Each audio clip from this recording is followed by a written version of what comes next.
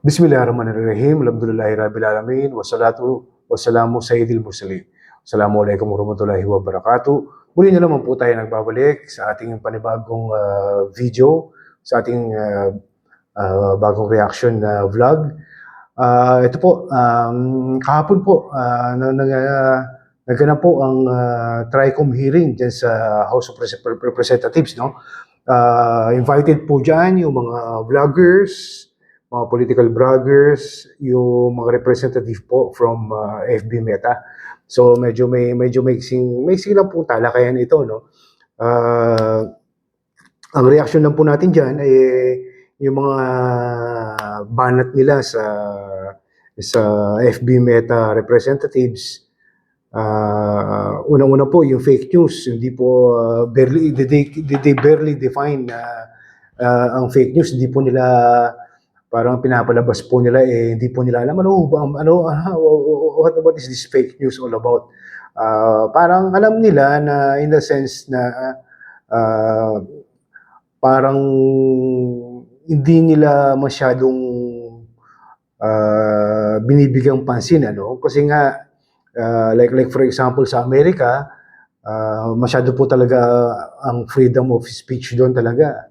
Minumura nila yung presidente nila roon, kung ano po ginagawa nila ng caricature. So, fake news is like, you know, it's a normal na parte na ng buhay yan, ano. Fake news. Medyo dito lang sa itong sa 19 Congress lang talaga nag-boom ang salita na yan. Ito lang sa panahon natin, sa current 19 Congress, tsaka lang sumikat, kumbaga. Kasi nga, syempre, yung pamamawalakad ng maraming bagay na kapuna-puna sa kasalukuyang administrasyon ni BBM. Kaya maraming pinupuna ngayon pagka nagko-komento, nagbibigay ng reaction, komentaryo ang mga vloggers or kung sino man, tinidefine na nila as fake news. Well, hindi natin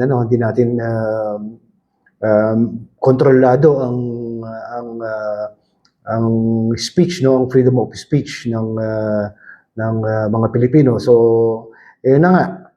At isa pa doon, inamin po actually talagang sinabi nila blatantly sa hearing, ang sinasabi ko po yung FB Meta representatives po. Sinabi po nila na they're really close, in close contact with the Philippine government, no, like talagang specifically nila sinabi NBI, yung communication department, yung DCTIC ata po yun. Correct me if I'm wrong. Yung dating pinamumunuan po ni Colonel Honasan, yun po. Tapos may mga sinasabi pa lang sila mga agency na doon sila nakikipagtulungan tungkol sa mga ganyang platform. So masasabi natin talagang hawak talaga ng hindi naman hawak, kumbaga may connection sila, no? May connection sila, meron silang contact sa coordination or whatever you may call it sa gobyerno mismo. So, sa palagay ko, sa opinion ko lang po, talagang meron silang team up dyan within the government, no? Kung sino po nakaupo dyan, may posibilidad na talagang nalalaman nila yung mga kalakaran dyan sa iba't ibang social platforms like FB, YouTube, or TikTok, Instagram, or whatever you would like to say. Kung ano po mga available na platform dyan, meron talaga silang close connection. So, madako naman po tayo sa mga congressman na nandoon. May yun nga po, may isang congressman doon, nakilala nyo naman po sino, marami naman po nakapanood sa inyo, halos tumatalsik na po ang laway sa kakasalita at kakatalak niya doon sa isang resource person na vlogger na babae. Kilala niyo naman po kung sino yun, no? Ang masasabi ko lang po talaga dito, talagang gigil na gigil siya. Dahil sa mga pasaring nung babae, nung vlogger, nung lady vlogger sa mga vlogs niya, na minumura daw siya, sinasabihan daw siya ng mga hindi magaganda, o talagang dinidiin siya, talagang kung ano mga pinagsasabihin ng babaeng vlogger, talagang halos tirisin niya na yung babae. Well, hindi naman daw, may mga nakakita naman daw na nilapitan daw ng congressman, yung vlogger na babae, at nag-make amends daw. Hindi ko lang alam kung anong klaseng, syempre, kung ano yung mga nasa isip nila. Well, masasabi ko lang dyan, kasi alam niyo naman, election, di ba? Election, kaya pabango, kumbaga, medyo muna tayo, magpalabig tayo sa mga kung hindi naman din election period, malamang pinakontempt na nila yung mga yan. Hindi ba? Since election period, isang buwan na lang po, mag-e-election na, talagang inano nila, medyo di na sila masyadong nagpaka-mando-mando dyan sa TRICOM. Well, isa naman po dyan, may masyadong feeling investigador talaga. Anyway, investigador naman din talaga itong congressman na to. Talagang pinipiga niya yung mga representatives ng Meta kung may responsibilidad daw ba talaga sila sa mga ganyan mga fake news. Alam naman po natin na ang mga fake news hindi pa regulated yan. Meron nga isang vlogger na kapitapitagan na vlogger, hiramin kong napuno muna yung sinabi niya. Like for example, yung Facebook, hindi po hindi po sagutin ng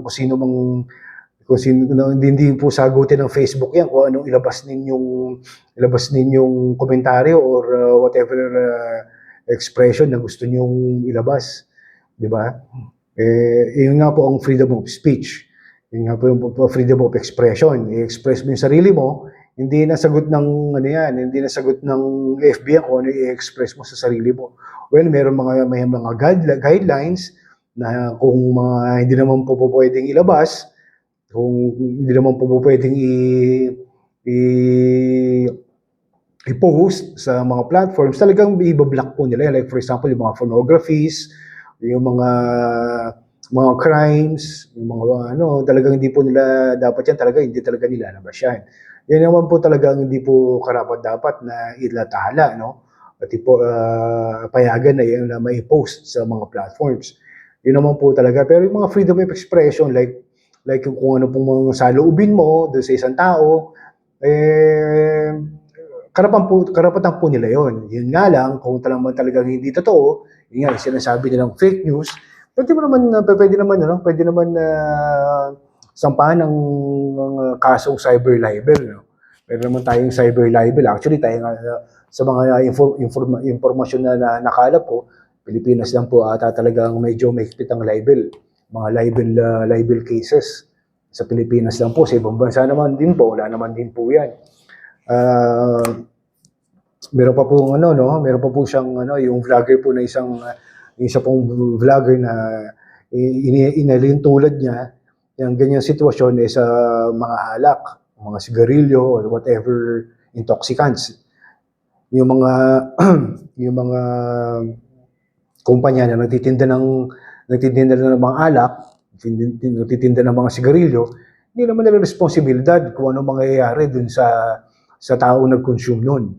Kasi nga, may mga pag-iisip naman din yung tao, at saka meron silang label doon, na like for example sa alak, drink moderately, di ba? Drink responsibly.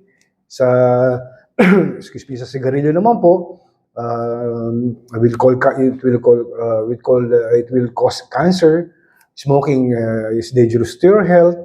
Yung mga gano'n naman po. Halimbawa, yung mga tao naman na nag-consume namatay, hindi naman pwedeng put the responsibility on those brands, those companies. So yan po yung maganda pong example na ibinigay nung respected vlogger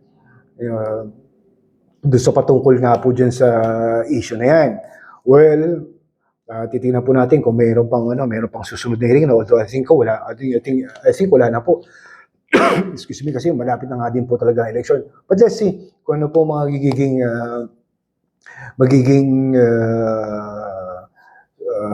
susunod na pangyayari dyan. Well, i-remind ko lang po kayo, bukas po pala yung Senate hearing yung Senate hearing. Bukas po yan, abangan po natin. At babalik po ako sa susunod na video patungkol po dyan. Okay po, yung balita po kay VP Sara, wala pa po akong masyado nakakalap na balita. Anyway po, babalik po ako sa susunod na mga vlogs ko. Try ko po kumuha ng panibagong information na mai-share po sa inyo. Bye for now. See you in the next vlog. Kung kung nadaanan nyo lang po ito, napadaan po kayo dito, huwag nyo pong kakalimutan i-like, mag-subscribe at i-share po. Maraming salamat po. Bye for now. Assalamualaikum warahmatullahi wabarakatuh.